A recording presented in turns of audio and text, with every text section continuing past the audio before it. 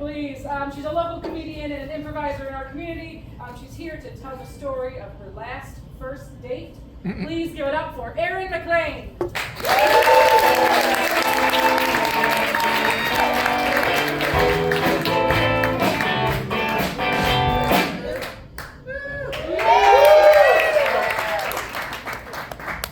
Hey gang.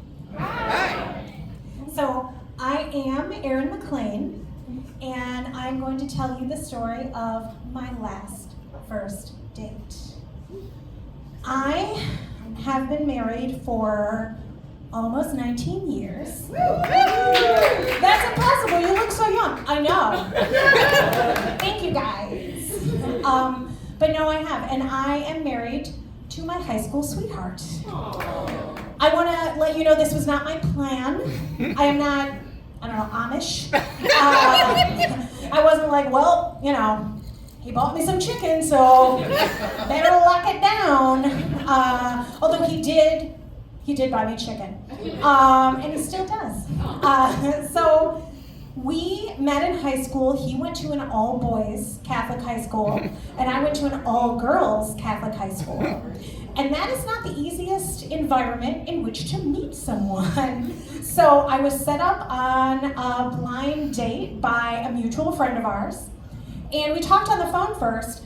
And, he's a 15-year-old boy. So my expectations were low, measured at best.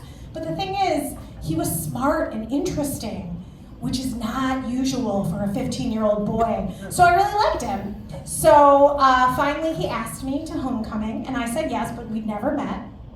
And I got ready, and I wore a dress that killed. It was just fucking awesome. It had a slit, and it had like crisscross backs, and it was very grown up. And I kind of always looked like this, so I looked like an adult when I was 15 years old.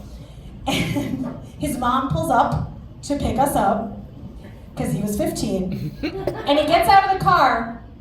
Oh boy, he's wearing something very different from what I was wearing. He was wearing blue Dockers with bright white soled blue Docksiders.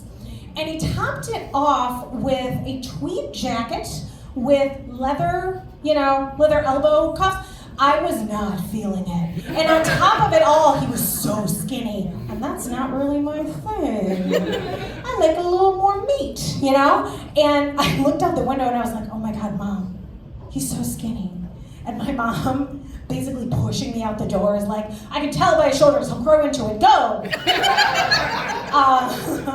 She was right, so joke's on me. So we're driving there, and the thing is, I'm not nervous because we talked and we had things in common and we knew that we would connect. So we kept talking, and when we get to the restaurant, Steak and Ale, R.I.P. Steak and Ale. And yeah, and all of the other girls there are kind of terrified. Like they're not vibing, they're not having a good time. So, they're not eating, and they're just kind of picking at their salads and sipping on their Diet Cokes. And meanwhile, I'm like, okay, so we will start with the shrimp cocktail, and then we'll see how we feel from there. So, and then we all rode together very unsafely in a limo, crammed on top of each other, deeply uncomfortable. But I was having a ball. I was having a good time, possibly because I had eaten. So, I wasn't delirious with hunger. And then the dance part came, and here's the thing. I am not a gifted dancer. I own that. That is not something that I'm good at. Compared to my husband, I am Misty fucking Copeland. He is not a good dancer.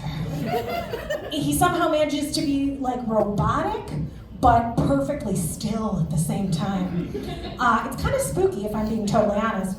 So, we danced, kind of. And then a slow song came on. It was a Keith Sweat song, because that's how old I am. And so it was a Keith Sweat song, and we were slow dancing, which is really, just like rubbing up against each other, essentially, And so we're slow dancing, and I gave him a little kiss on the cheek, because I was having a good time, gave him a little kiss on the cheek. And he took that as an invitation for a kiss on the lips. Now, it wasn't, but I didn't mind it either. I was like, all right, we'll see what happens. And it was such a good kiss. I immediately forgot about the tweed jacket. It was an incredible kiss. And we kind of just kept kissing.